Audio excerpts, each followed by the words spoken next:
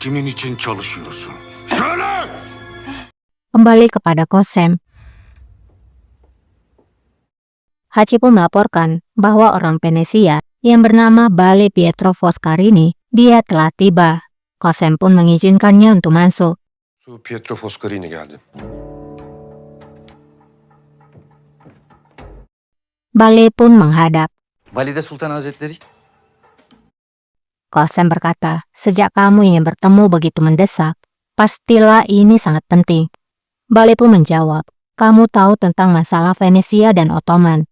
Masalah yang dapat diselesaikan dengan mudah oleh kedua negara telah berkembang seperti longsoran salju. Kami sangat menyesal.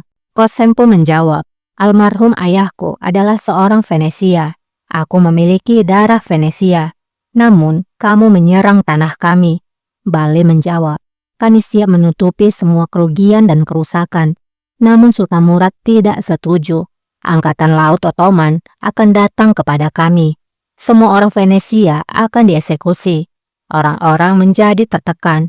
Mereka meninggalkan Istanbul. Kosem pun menjawab, itu sudah meledak.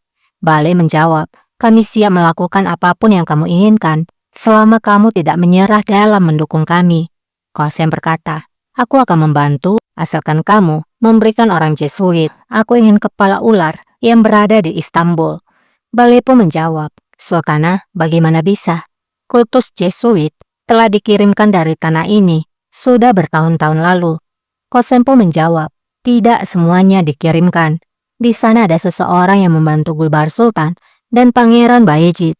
Aku menginginkannya. Jika kamu memberikannya padaku, maka aku akan mencegah eksekusi dari Sultan Murad. Apakah Bale akan mengkhianati Sinan demi keselamatan bangsanya? Ben de Sultan Murat'ın emrinin tatbikine mani olurum. Kembali kepada Elena. Dia pun datang menemui kediaman Yakub. kimdir o? Yakub, bin Eleni. Yakub pun bertanya, siapa yang mengetuk pintunya? Sebelum dia akan membuka pintunya, Elena pun menjawab dari luar bahwa dirinya lah yang datang dengan membawa pesan yang penting tentang Halil Pasha. Dan inilah yang terjadi. Halil Paşa! Gülbahar'ın köpeği. Halil pun berkata, anjingnya Gulbahar. Jadi diam-diam kamu menggali dengan sangat baik. Apakah begitu? Bicaralah. Siapa dalang di balik ini? Bicaralah. Siapa Pasha yang membantu Gulbahar Sultan? Penyiksaan terus dilakukan agar Yakub bicara. Kuyumuzu kazarsınız öyle mi? Ha? Konuş! Kim? Konuş! Konuş! Konuş! Di saat Yakub dibawa, di saat yang sama, Sinan melihat hal itu.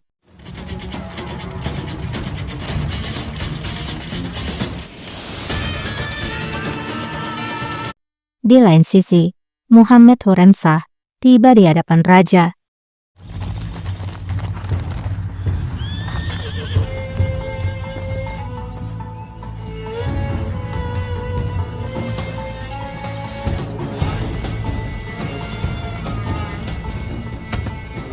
Muhammed Hürremşah.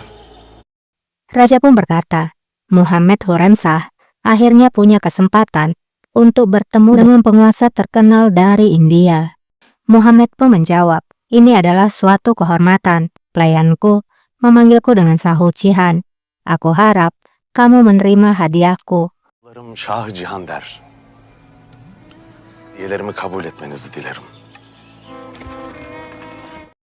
Peti hadiah pun dibuka. Shah kemudian berkata, aku membuat perhiasan itu dengan tanganku sendiri. Kemeri ise en mahir sanatkarlarımız nakşetti. Tali pinggangnya disulam oleh pengrajin yang ahli. Itu selesai dalam setahun.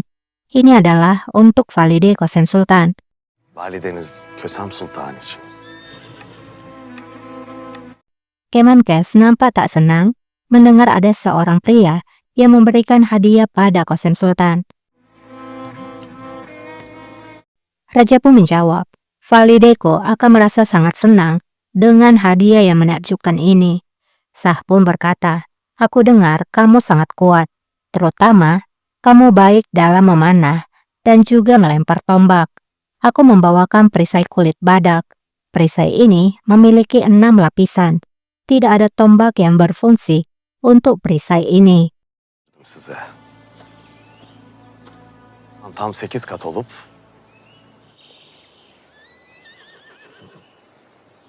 Demek mızrak işlemez öyle. Raja pun berkata, jadi tombak tidak berfungsi. Raja pun kemudian meminta penjaga untuk membawakannya tombak. Raja ingin menguji perisai itu. Ağlar.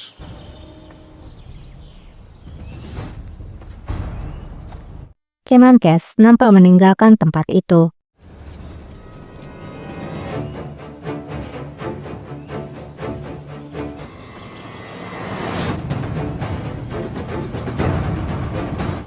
Ia rupanya menemui Ibrahim yang berdiam sendiri di dalam tendanya.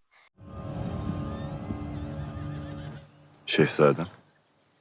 Kemenkes pun berkata, "Pangeran, aku khawatir tentang dirimu. Mengapa kamu tidak ingin pergi keluar? Apakah kamu tidak bahagia?" Ibrahim menjawab, "Aku baik-baik saja, aku tidak bisa keluar." Kemenkes pun bertanya, "Apakah harus ada izinnya, Pangeran?" Ibrahim pun mengangguk. Var mıdır şehzadem? Daha küçücük bir çocukken aldılar beni. Kemenkes lalu duduk di dekat Ibrahim. Kemenkes pun bercerita, "Ketika aku masih kecil, aku dibawa ke istana. Aku memasuki alam yang berbeda. Saat pertama kali, aku tidak bisa berbicara dengan siapapun. Sampai seorang sekban tidak menyukaiku. Dia memanahku." Ibrahim pun tertarik dengan kehidupan Kemenkes. Ibrahim bertanya, "Lalu apa yang terjadi?" Benden haz etmeyen bir sekban yayını çekip... Sonra ne oldu peki? Kemenkes menjawab, "Itu hampir menembus dadaku. Aku berlari menjauh ketika aku punya kesempatan, dan itu adalah bagaimana aku bisa melarikan diri. Kita tidak tahu takdir apa yang membawa kita. Aku sangat ketakutan. Momen itu begitu terukir dalam ingatanku, sampai akhirnya aku menjadi seorang Kemenkes yang terbaik di kerajaan Ottoman. Tidak seorang pun yang berani lagi datang mendekat padaku." Osmanlı'nın en iyi kemankeşi ben oldum. Bir daha kimse yanıma bile yaklaşmaya cesaret edemedi. Biliyorum. "Aku tahu, kamu juga takut, pangeranku. Kamu memang benar. Aku mengerti dirimu. Tapi jangan menyerah. Ketakutan, dia membawa keberanian di sakunya. Apapun ketakutanmu, gunakan itu sebagai armor. Dan ingatlah ini, aku akan selalu bersamamu." Sizi anlıyorum. Ben her daim yanınızda olacağım. Ibrahim pun menjawab, "Itu adalah kata-kata yang baik. Kata-kata yang memberikan semangat. Baiklah, Kemenkes. Apakah mereka membunuh saudaramu di depan matamu? Apakah kamu menjadi saksi atas mata saudaramu yang meminta pengampunan? Apakah kamu tahu bagaimana rasanya melihat orang yang kamu cintai meninggal?" Kemenkes pun terdiam, tak bisa menjawab. Gözünün önünde kardeşlerini öldürdüler. Aman dilenen bakışlarına şahit oldun mu sen? Sevdiklerin ölürken onları seyretmek nedir bilir misin? Ibrahim pun berkata lagi, "Karena itu, jangan mengatakan kamu mengerti." Kemenkes pun hanya bisa meminta izin untuk pergi. Müsaadenizle şehzadem.